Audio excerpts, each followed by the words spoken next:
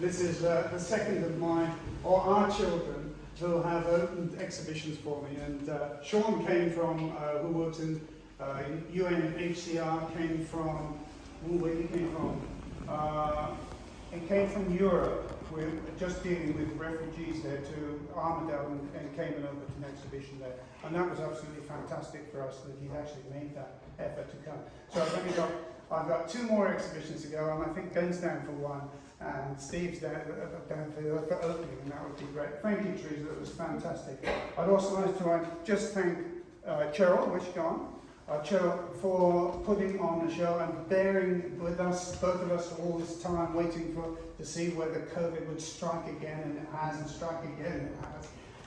So all the work you're seeing here is, you could say it's recent work because it was all produced in 2018-19, delivered to here to the gallery. Cheryl has looked after it all this time in the stock room, and here it is appearing again in April 2022, which is fantastic. It's quite nice for me too, because I suddenly rediscovered things I'd forgotten about. But anyway, I hope you enjoyed it, and not least of all, thank Elaine, my wife, who has been total support for everything. Right. And thank you all for coming, by the way, because that is absolutely fantastic. When we saw the weather today, well, this is going to be a downer, but we've had people here from Canberra, from further afield than that. I've had replies from Adelaide and Western Australia. You know, it's really fantastic. People who have followed either on the internet or Facebook, if I'm still using Facebook, but I'm using just to put paintings up.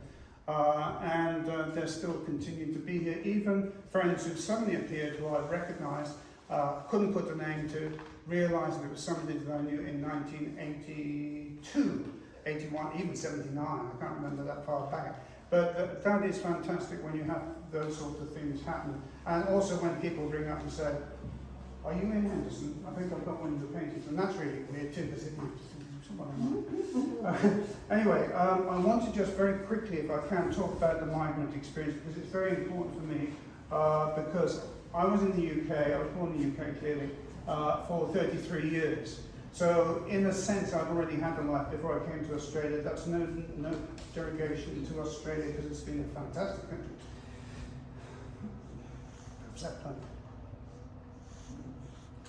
Australia has been fantastic for us. So, we're here. But anyway, being in Australia, 50 years now. So we've been in Australia, we're in the UK, which is nice. But the past never disappeared, and this is a bit unnerving. And to do these sorts of paintings, it's very, very difficult, because if I actually know this place, which I do, and if I can picture myself as I can, riding on here as I did, then you know it becomes more than just a painting. It's a much more in-depth thing with looking back. And I don't think I'd want to do this exhibition again particularly, because it is quite traumatic to try and put yourself and think, what was that like? And as soon as you go back into that mood of what it was like, you know, imagine what it's like for migrants, immigrants, these poor people in Ukraine.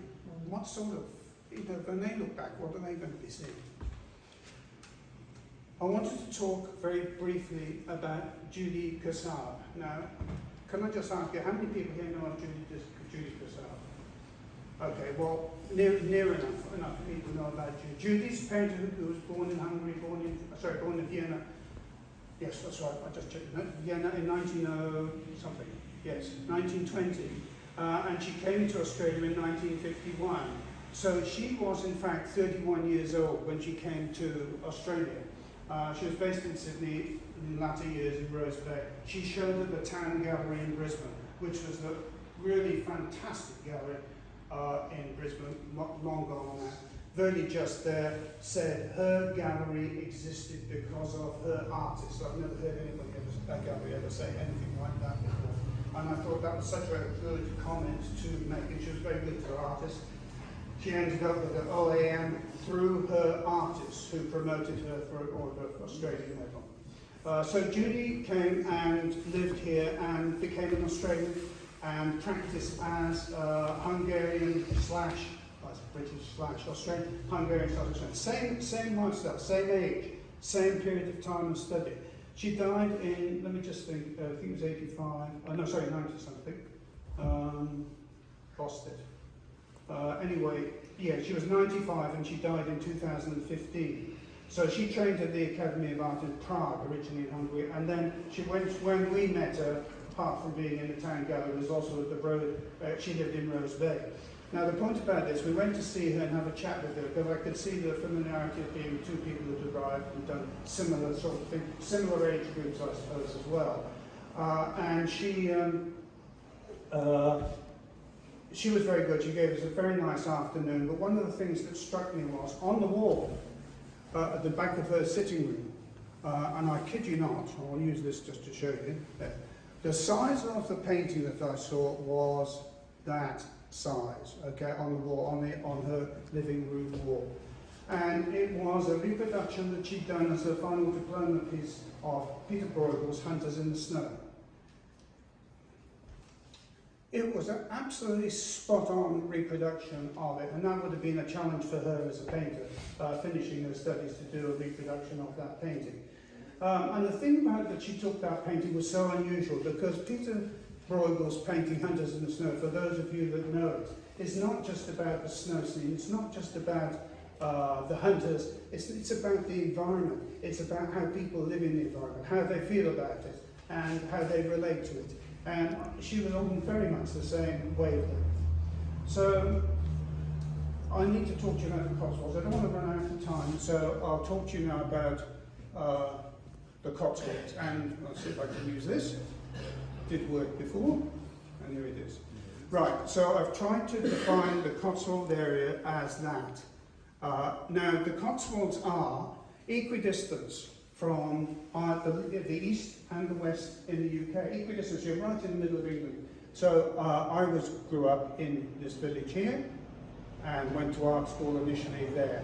So that distance there is about 5 miles, which I would maybe go with bike, as per here, or bus or hitchhike, which was quite prevalent then and quite acceptable to be doing, and no problem. And you would meet lots of interesting people.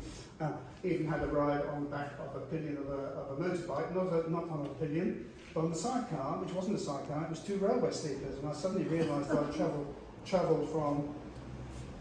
about 4 miles sitting on railway sleepers when I think about it. I did.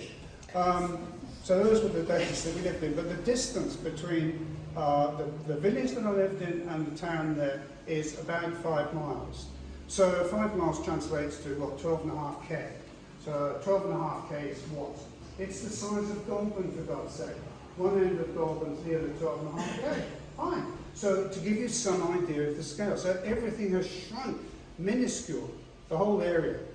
And the area is made up of the 4 or 5 bit contentious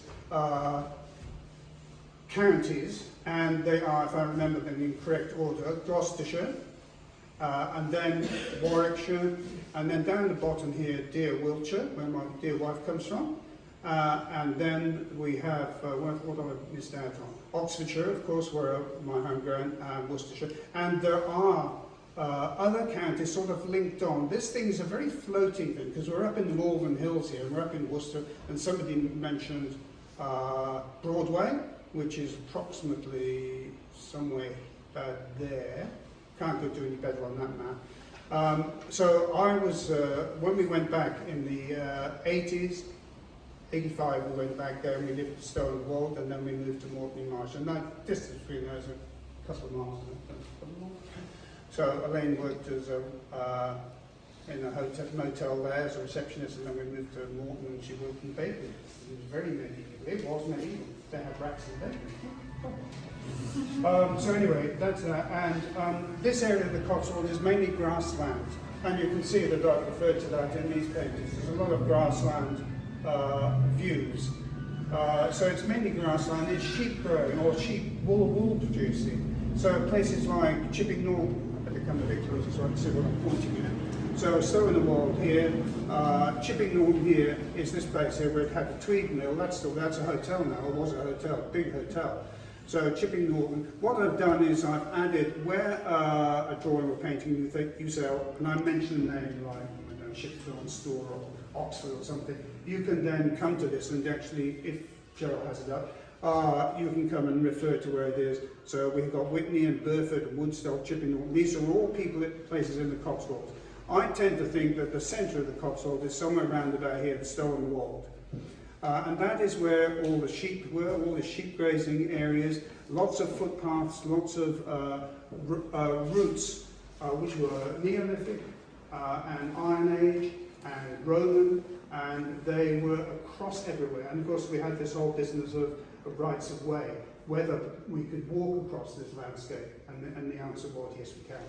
And yes we did, irrespective, even though farmers, the jacks, would say, don't do it, we don't like you doing it, or shut the gate, that would be the better one, we did shut the gate. But we maintained those rights to walk across those fields. Now I know there's one in Braidwood too, so I'm not going to get into that.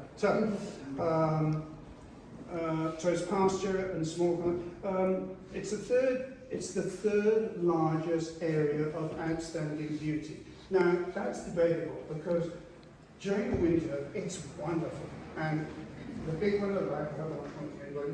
The big one at the back is a snow scene viewed from out the back of my studio window in Morton Marsh. That one, the big one.